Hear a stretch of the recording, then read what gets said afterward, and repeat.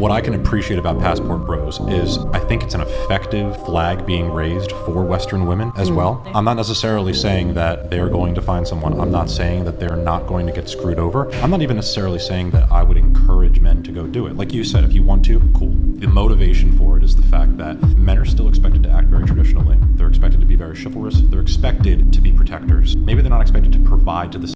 Getting out of the West was the best decision I ever made. Most Western women are nightmare train wrecks. Very disappointing. Where are you from? Serbia. How's dating different in Serbia as opposed to America? It's different because you here have some phase in between that you call dating.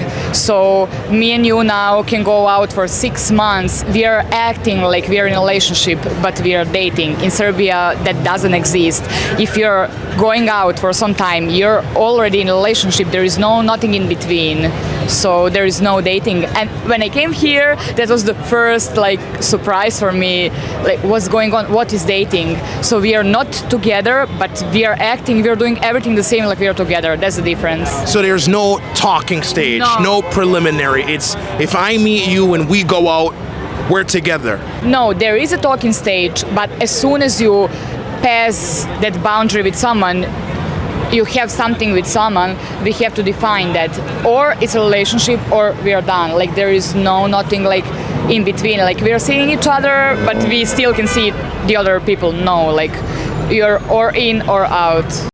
I love this approach, and America needs to get back to this level of commitment. To be honest, I'd rather just be a little lonelier than deal with all the hassle of dating. I'm really not in a place emotionally and financially where I can deal with sorting through a bunch of misses to find a missus. Nowadays, with dating apps, there's always something new and more exciting just around the corner. So many women I've dated have abruptly broken things off because they found something more exciting. Dating is like taking on a part-time job. I don't have the time or the energy. I'm sure all of you can relate to that. Social media, Hollywood, and porn have really altered the expectations of the general public across the board when looking for a mate. It's actually really messed up psychologically when a person thinks about it. Specifically, unrealistic expectations are held by people who conveniently hold themselves to extremely low standards but feel entitled to the best. More specifically, unrealistic expectations are held by people who act like victims when they're confronted with equally high expectations. I'm 47 and I don't have the mental energy for dating in this modern age. It's just one gigantic minefield. You go find a wife in the Philippines or Thailand or wherever these places are that are overseas. They're just happy to be rescued from their poverty-stricken life. That in and of itself is racist. You see how quick the claws come out? The bitterness, the seething anger, triggered that Passport Bros are finding happiness in foreign lands because she can't do the same. She needs to understand that a plane trip, a language barrier, and a cultural difference are less difficult to navigate than the modern Western woman's labyrinth of delusion. You're in your 20s. Go hook up with that person you shouldn't be hooking up with. Dating in your 20s is messy. Now is the time to give into the urges and desires so that later on you're not resenting yourself or somebody else for it. You need to stop feeling bad for it. Who cares? We're all gonna laugh about it. We're all gonna die. This is very much some of the worst advice that a woman can give. Because women that do this, they end up having a really difficult time maintaining a healthy long-term relationship because they are used to having a very short-term, huge dopamine hit. These initial superficial relations, they are exciting. Women that do this will end up saying later on in a long-term relationship that they are just bored and they want to put their happiness first. So then they end up leaving. And that is why men have an opinion on this. They don't want to be with somebody that has had a ton of partners, especially if they themselves have not, because they know the impact. And it's not to say that if you have done this, that you can't go back and heal from it, because you absolutely can if you do the work. But the best thing would be to completely avoid it and don't do this. Do not follow this woman's advice. That's like saying do heroin so you don't miss it later. As a man, I don't want an ex-junkie. Ladies, we are so funny. We're like, it's not hard to date us. I just need you to be obsessed with me, but you, not like too obsessed with me. You definitely need to call and text me every day, but you're one text away from being a literal stalker. I need you to make plans to hang out with me, but not too many plans. Like, do you have a life of your own? Ew. I need you to be financially independent and know how to make money, but not like too obsessed with money. You know what I mean? I want you to have such a good relationship with your mom, but like definitely why are you on the phone with her so much? It's a red flag if you talk shit about your ex-girlfriend, but like don't talk about her too much. Like, are you obsessed with her? I definitely want cute gifts every now and then, but you can't buy my love. Like, come on. I need you to be like a raging feminist, but also like super manly and masculine at the same point in time. Like hang my TV up on the wall, but also know that I can do it myself, you know? Western men, if you need to be this guy or this guy just to date one of these women, you probably need one of these. A glowing pile of nuclear waste. How would you feel about your daughter doing sex work? So I would be supportive if my daughter chose to do anything with her life as long as we're not hurting anyone. I did OnlyFans, and I am ashamed at the behavior I've done. I thought it was cool, but all these females that you guys look up to in the industry, the media pushes you, they're all miserable. Girls who are like 17, who literally when they're about to turn 18 are promoting it, being like, hey, my 18th birthday, this is about to drop. Like, that's crazy and kind of disturbing. My mental health since I've started this has just slowly been on such a decline. I feel a little bit dead inside. You see these OnlyFans creators and in people's Instagram bios will be advertising, I'm in the top 1%. And I'm like, so you're sucking and fucking for $3,000? There are women that try to sign women up just to get a referral from them. Wait, there's a referral program through it? To sign women. No. Yes. You're fucking serious? Yes. No. Quote unquote, not hurting anyone. Porn destroys your mental chemistry. It normalizes intimacy and takes everything special about it away. So I am a young millennial, and for my generation, we were really sold this boss babe life. Put your career first, don't get married, don't have a kids, don't even think about that until you're mid to late 30s, don't worry about it, your career is what is going to fulfill you. And we really bought into that lie.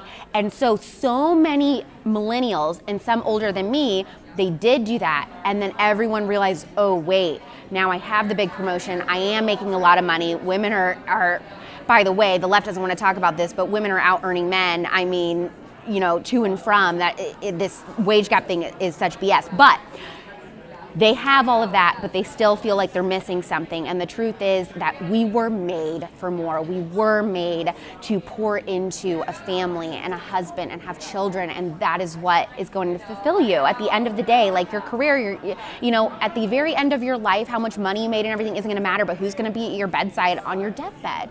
And so I think a lot of millennials started to have that wake-up call, and now Gen Z is starting to have that wake-up call. And so young conservatives really are embracing this, it's called trad wife lifestyle. So traditional wife, being a stay-at-home mom and putting a focus on that. And so I think that's amazing. And that's something I think about too. I have a really serious relationship right now. We're not engaged yet, but it's something that we're talking about. And he knows that that's super important. Obviously, I feel like I'm in a place that God wants me to be with hosting this show, but I also really want to be a mother. And at the end of the day, if I had to choose to lose all of this, and if that was the only way to be a mother, I would choose that.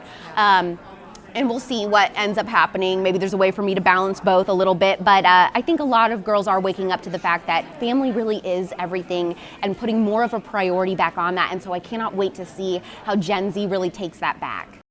Women traded 80 hours a week of nurturing and shaping the minds of the next generation for 80 hours a week in a cubicle for a boss who couldn't care less. I don't get dating nowadays. This is the largest group of butthurt, bitter pen pals I've ever seen in my entire life. It's absurd. You'll establish mutual interest with somebody, exchange numbers, and then you want to good morning me beautiful until my head is ready to explode. I don't know about y'all, but my attention span is not something to play with. You've got 2 or 3 weeks of chit-chatting with me and FaceTiming before I expect you in person. All right? This isn't fucking summer camp. Let's keep in touch. No. I want to feel the weight of a man's I can't say it, it's TikTok, but you guys, you get what I'm saying. We need to establish real life chemistry. I'm not going to keep talking to you, talking about I miss you. I don't know how. We've never met. More if you miss me, why aren't you in front of me? What's the issue here? Why aren't you making a move? Lock it in, buddy. Are you short? Do you smell? Are you poor? You can't afford a date? We can go to a fucking park. Are you married? What is the issue? Because now you acting sus. And I lose interest on suspect people. What? Lock it in!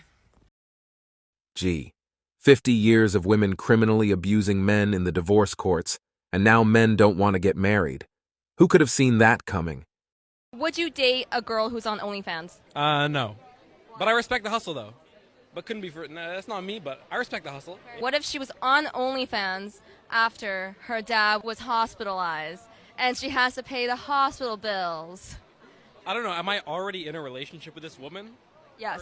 Oh my God, that's tough. He's in the hospital. He's in the hospital. We got health care though. You know what I mean? We're in Canada. Is he not fine? No, but if we were in America, a different story, man. Okay, you're in America. I'm just Oh. kidding. She's a 10, but she can't cook. Oh, that's tough. I mean, wow, that's tough. If she has OnlyFans, she cannot be trusted. It's literally the ultimate killer of trust and loyalty. Thanks for watching Sigma Traits. As always, we're looking forward to your support. So please hit the like button, share this video with your friends, and subscribe to the channel to stay updated with everything.